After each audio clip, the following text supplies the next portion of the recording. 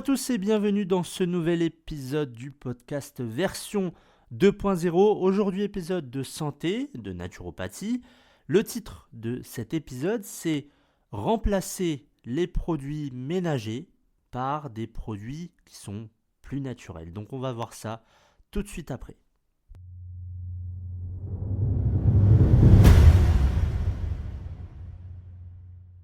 Les produits ménagers de nos jours, tout le monde en utilise pour entretenir la maison, pour nettoyer le sol, pour dépoussiérer, nettoyer les meubles, etc.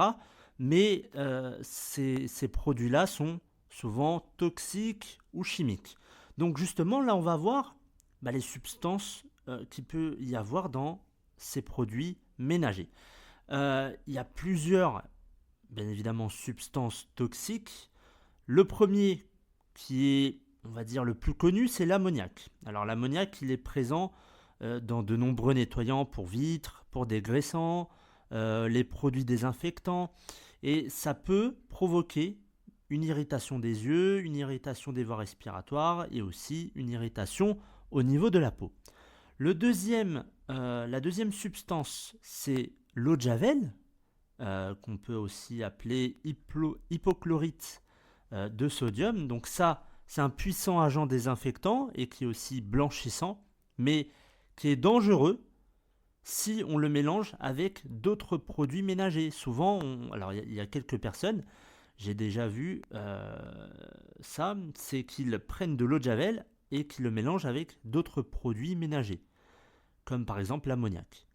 Mais ça peut libérer des gaz chlorés qui sont toxiques. Et l'inhalation de ces gaz, ça peut causer des problèmes respiratoires qui sont graves. Donc, ne jamais mélanger l'eau de javel avec un autre produit ménager. Ensuite, troisième substance toxique, le phosphate. On le trouve dans de nombreux détergents. Les phosphates, ça peut causer une prolifération excessive d'algues dans les cours d'eau et ça entraîne la dégradation de l'écosystème aquatique. Justement, on va voir un petit peu après dans une seconde partie l'impact sur notre santé mais aussi sur l'environnement de ces produits-là. Alors je vous le dis, mais on va rentrer un peu plus dans les détails. Ensuite, quatrième substance, on a le phtalate. Le phtalate est utilisé pour stabiliser les parfums et les parfums synthétiques dans certains produits ménagers. Ce sont des perturbateurs endocriniens et ils peuvent être liés à divers problèmes de santé. Cinquième substance, le triclosan. Lui, il est présent dans certains nettoyants antibactériens, dans les savons notamment. Et c'est aussi un perturbateur endocrinien et ça peut aussi contribuer à la résistance aux antibiotiques. Ensuite, on a le chlorure de méthylène. Donc ça, on le trouve dans certains décapants et produits de dégraissage qu'on peut avoir pour l'entretien de la maison. Le chlorure de méthylène, ça peut provoquer des maux de tête, des étourdissements, et c'est aussi classé cancérigène, probable. Donc c'est assez dangereux comme substance. Ensuite, le formaldéhyde. Je pense que vous connaissez peut-être de nom. C'est présent dans certains produits de nettoyage. Et ça, c'est un gaz qui est irritant et qui est potentiellement cancérigène. Ensuite, on a le butylglycol et aussi d'autres éthers de glycol qui est utilisé. Enfin, ceux-là, ils sont utilisés dans certains nettoyants et ça peut irriter les voies respiratoires et la peau. Ensuite, on a le benzène et toluène pour cette dernière substance. Ceux-là, on les trouve dans certains produits de nettoyage et les désodorisants notamment, que l'on peut mettre, vous savez, quand vous sortez des toilettes par exemple. Et ces composés organiques volatiles, donc les COV, ils contribuent à la pollution de l'air intérieur et ça provoque des problèmes respiratoires. Donc il faut lire attentivement les étiquettes des produits ménagers et il faut choisir des produits qui ont des ingrédients qui ne sont pas toxiques parce que vous mettez de l'eau chaude, ensuite vous mettez votre produit ménager, il y a des vapeurs et donc ça va dans l'air et vous le respirez. Donc il faut opter pour des alternatives naturelles comme certains que je vais vous mentionner juste après. C'est une approche qui est beaucoup plus sûre et qui est respectueuse de votre santé et de l'environnement. L'objectif, c'est pas de se retrouver avec des problèmes respiratoires, des cancers, etc. Donc là, on va parler des dangers. Justement, j'en viens. Quels sont les dangers avec ces produits chimiques? Les produits ménagers industriels, ça présente divers dangers pour notre santé et l'environnement. Et on a quelques risques qui sont associés à leur utilisation. On a l'inhalation de produits chimiques toxiques, donc les produits ménagers qui contiennent souvent des substances chimiques nocives telles que l'ammoniac, l'eau de javel, les agents de blanchiment, les parfums synthétiques, entre autres. L'inhalation de ces produits, ça peut irriter les voies respiratoires, provoquer des allergies et aggraver les problèmes respiratoires qui sont déjà existants. Donc si vous avez par exemple de l'asthme, inhaler ces produits chimiques, ça ne va pas forcément être une bonne chose pour vous, sachant que vous avez déjà des problèmes respiratoires. Ensuite, on a le contact cutané. Là, les produits ménagers, ils peuvent être irritants ou alors caustiques pour la peau. Ça provoque des rougeurs, des démangeaisons, des réactions allergiques, et parce que vous mettez vos mains forcément, donc la peau prend en premier, et la peau c'est aussi ce qui va permettre, c'est un émonctoire, donc ça va permettre d'éliminer aussi les toxines, et là malheureusement avec les produits qui sont toxiques, vous en mettez, et forcément c'est pas l'idéal. Le troisième danger, c'est la contamination de l'air intérieur. Alors, l'utilisation des produits ménagers, ça libère des vapeurs toxiques. Comme je vous l'ai dit, vous mettez votre produit, vous mettez de l'eau chaude, il y a de la vapeur. Donc ça va être dans l'air intérieur de nos maisons. Ça va entraîner une mauvaise qualité de l'air et ça peut avoir un impact néfaste, bien évidemment, sur votre santé. Et particulièrement chez les personnes souffrant d'asthme ou alors d'allergie. Ensuite, on a la pollution de l'eau. Les produits chimiques qui sont présents dans les nettoyants ménagers, ils peuvent se retrouver dans les eaux usées et les systèmes d'égout. Parce que une fois que vous avez fini votre ménage, le plus souvent, on met l'eau dans l'évier ou dans les toilettes ou qu'importe. Si vous avez une maison, vous mettez peut-être à l'extérieur et ensuite ça va dans les égouts. Donc, ça va contribuer à la pollution de l'eau et ça va affecter les écosystèmes aquatiques. Donc, tout ce qui est poissons, tous les poissons d'ailleurs, lorsque vous allez en manger, malheureusement, c'est du poisson qui n'est pas forcément très naturel. Parce qu'il y a tous les polluants qu'il peut y avoir dans l'eau qu'on jette à la mer. Et ensuite, tout ce qu'il peut y avoir au niveau des produits qu'on peut retrouver dans l'eau. Et ça, c'est pas forcément l'idéal. Et quand vous mangez un poisson, bien évidemment, il y a l'intoxication aux métaux lourds, vous avez l'intoxication par rapport aux produits chimiques, etc. Donc ça fait beaucoup de choses. Et vous mangez ça, vous vous dites « Ah, c'est bien, j'ai mangé du poisson, c'est bon pour la santé. » Oui, mais malheureusement, il y a quelques substances toxiques ou chimiques présentes dans le poisson que vous mangez. Ensuite, le cinquième danger, c'est l'impact sur la faune. Il y a certains produits ménagers, comme les antiparasitaires, qui peuvent être toxiques pour les animaux domestiques et aussi la faune sauvage. Donc, si vous avez des animaux, que vous faites le ménage chez vous avec des produits eau de javel, détergents, tout ce que vous voulez, si vous avez des animaux, ça c'est pas top. Ils vont être sujets forcément à ces vapeurs toxiques et même l'animal va développer des maladies, que ce soit des maladies respiratoires, enfin bref, toutes sortes de maladies pour l'animal. Et j'ai envie de dire que c'est beaucoup plus impactant pour l'animal que pour vous, parce que l'animal est beaucoup plus proche du sol et que les vapeurs, bien évidemment, vont vers le haut. Et donc c'est beaucoup plus impactant pour les animaux et pour la faune sauvage. Ensuite, sixième danger, la résistance aux antibiotiques. Il y a des désinfectants antibactériens qui sont présents dans les produits ménagers, qui peuvent contribuer au développement de bactéries résistantes aux antibiotiques.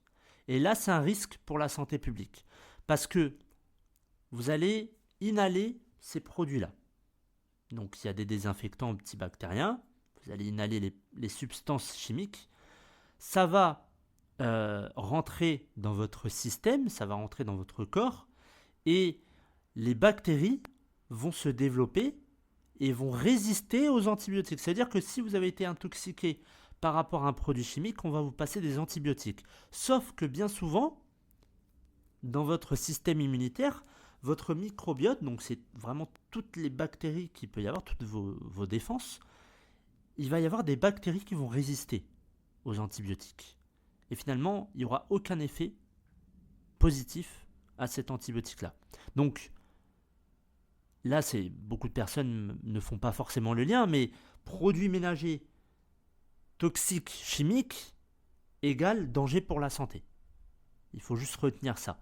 Et le fait de respirer toutes ces substances-là, bien évidemment, ça va avoir un impact sur votre microbiote, sur votre système immunitaire, sur vos voies respiratoires. Donc, tout votre corps va être pénalisé par ces substances chimiques.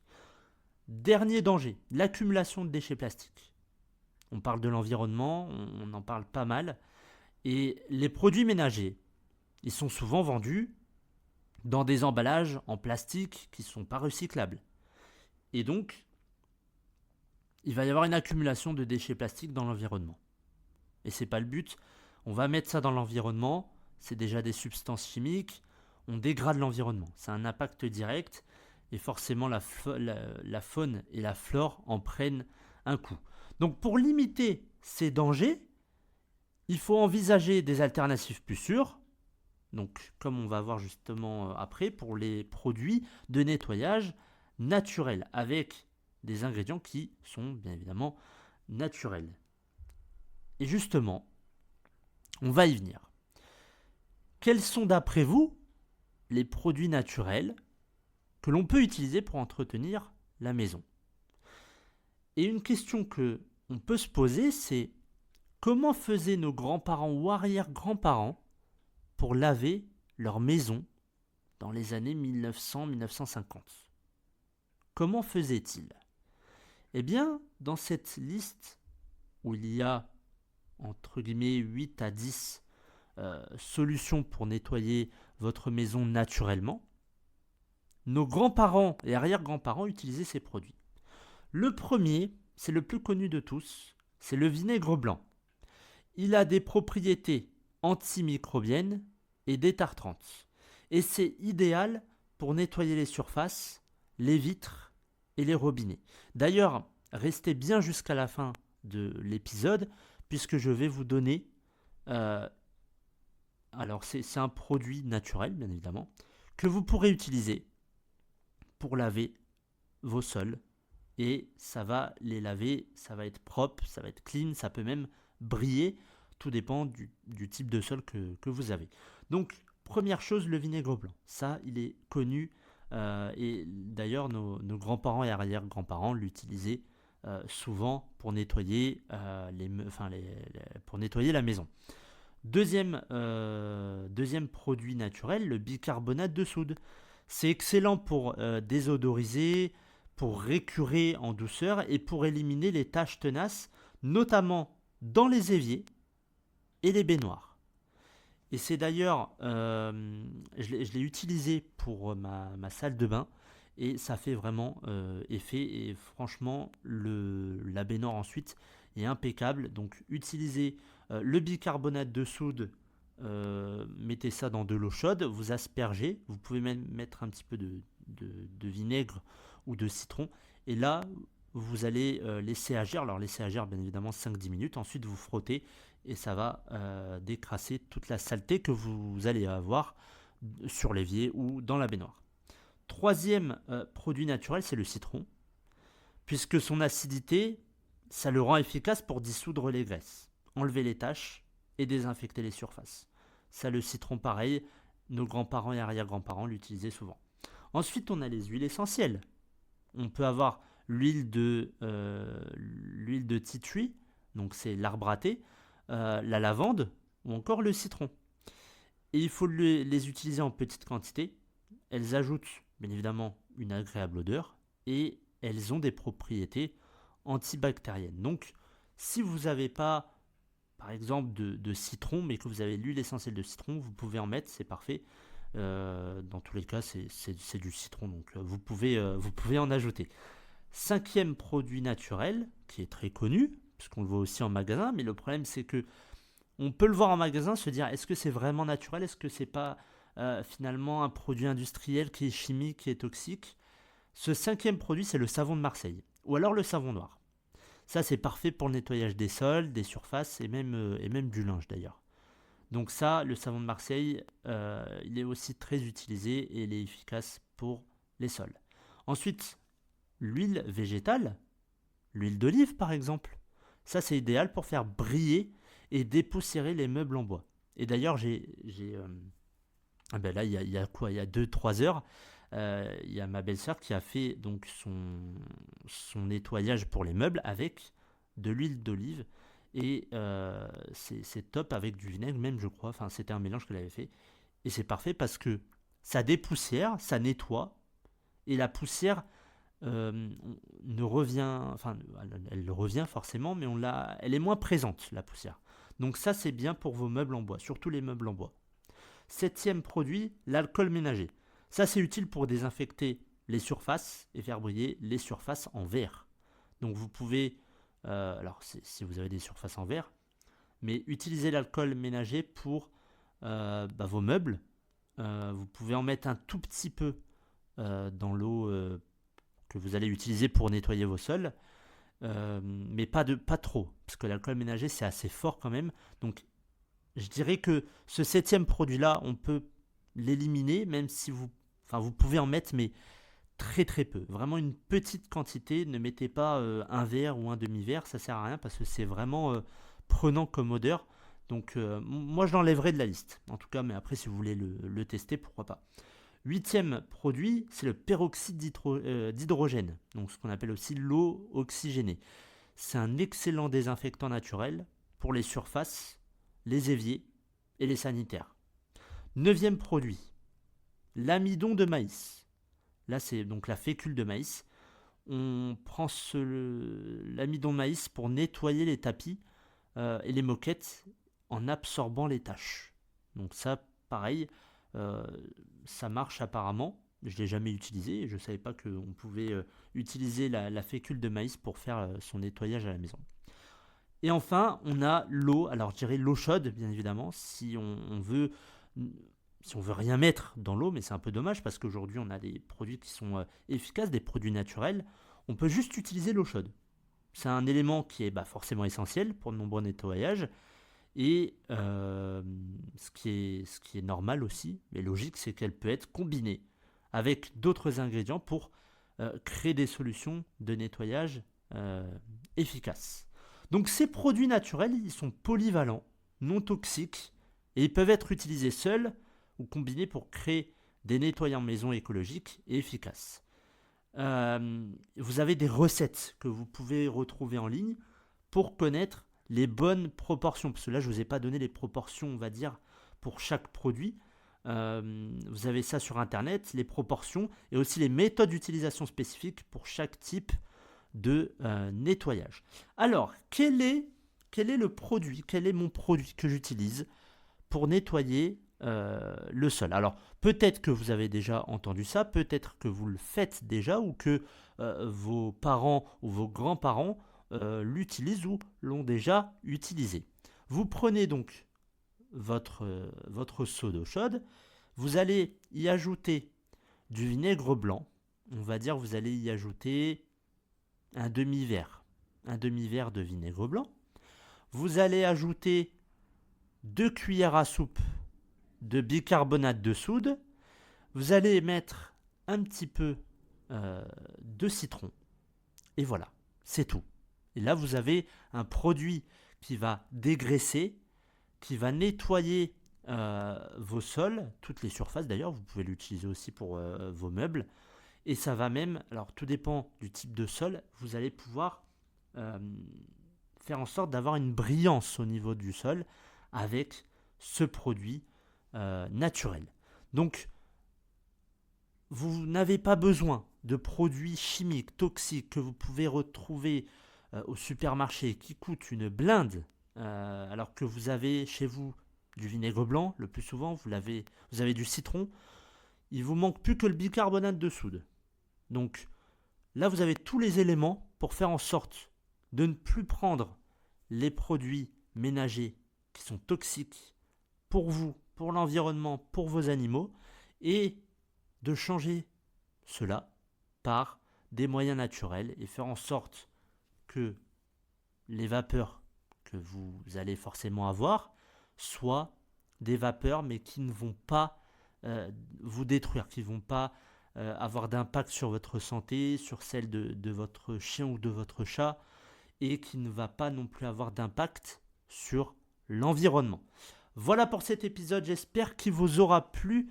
Je vous retrouve dimanche prochain pour un épisode de développement personnel. N'hésitez pas à vous abonner à la page Instagram lefebvre.dimitri et aussi à la page Instagram du podcast. Donc c'est P-du-bas version 2.0, tout attaché. Venez commenter, liker les différentes publications. Ça fait toujours plaisir. Et n'hésitez pas aussi à dire quelles améliorations ou qu'est-ce que vous voudriez dans les épisodes de ce podcast version 2.0. Merci à tous d'avoir écouté cet épisode. Je vous retrouve dimanche pour un épisode de développement personnel. Bonne semaine à tous.